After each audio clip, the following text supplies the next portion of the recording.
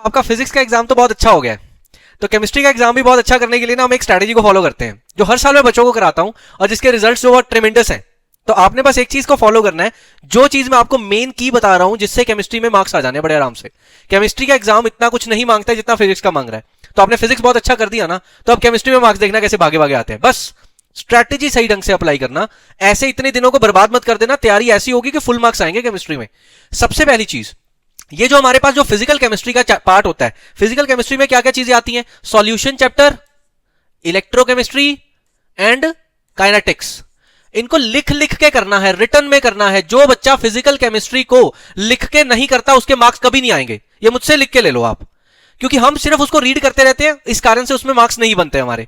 आपके पास टाइम भी है, हमने 2 दिन अलॉट कर दिए, 20 और 21। ये आज का और कल का दिन, दोनों दिन आपने फिजिकल केमिस्ट्री को दे देने हैं। सिर्फ 3 चैप्टर हैं, ठीक है। क्वेश्चंस लिख लिख के करने हैं। सर कौन से क्वेश्चंस करने हैं? हमने करने हैं 5 इयर्स के PYQs, 5 इयर्स के PYQs। यही आपने प्रैक्टिस करने हैं बस, और कुछ नहीं करना। जो मैं जैसे जैसे बता रहा हूं आप वैसे वैसे फॉलो करिएगा। 5 इयर्स के PYQs आपने फिजिकल केमिस्ट्री के कॉपी पे लिख लिख के सॉल्व करने हैं। डन। कोई अच्छी सी बुक ले लीजिए, बाजार में काफी PYQs की बुक आती है बोर्ड के, तो आप कोई भी एक अच्छे ऑथर की बुक लेके उसमें से क्वेश्चन करने सॉल्व करने शुरू कर दीजिए। उसके बाद 22 को पहले तो आप D&F ब्लॉक फिर से 5 ईयर क्वेश्चंस करेंगे, कोऑर्डिनेशन के भी 5 ईयर क्वेश्चंस करेंगे। ये बात याद रखिएगा, जैसे ही आपका एक सेक्शन खत्म होता है, जैसे 20 और 21 को आपने फिजिकल केमिस्ट्री कर दी, आपने अपने रिस्पेक्टिव टीचर को, कोचिंग क्लास कहीं भी जाते हैं या जिससे भी आप पढ़ते हैं, वहां पे आपने टेस्ट जरूर देना है कि ये क्वेश्चंस मेरे रेडी हो गए, इसका मेरा टेस्ट ले लो। वो जरूरी है, उस मार्क्स को एनालाइज करना है कि मेरी कितनी तैयारी है। ऐसे ही आपने D&F एंड कोऑर्डिनेशन जो है, वहां पे आपने दोनों चैप्टर करने के बाद इसका भी आपने टेस्ट दे देना है।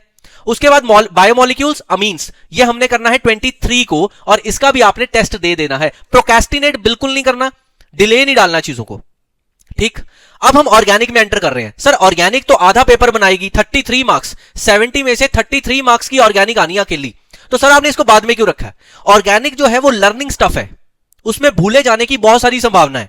तो आपने कुछ नहीं करना, ऑर्गेनिक को अब करोगे तो एग्जाम के पास आ गए हम, तो इसमें करी गई चीजें हमारे दिमाग में टिकेंगी।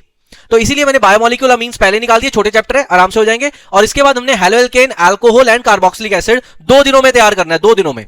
इसमें जितनी भी नेमिंग रिएक्शंस हैं बेटा, नेमिंग रिएक्शंस वो आपने 3 टाइम्स लिखनी है। नेमिंग रिएक्शन आप सिंपल कहीं पे भी सर्च करेंगे तो आपको 3 टाइम्स लिख के उसकी तैयारी करनी है। मेरी बात ध्यान से रखिएगा। और दूसरी बात, आपने किसी भी ऐसी वीडियो को फॉलो नहीं करना जहां पे लिखा हो कि 100% इससे रिजल्ट बन जाएगा, यही क्वेश्चंस करके जाने हैं। ऐसे वाली चीजें मत फॉलो करना।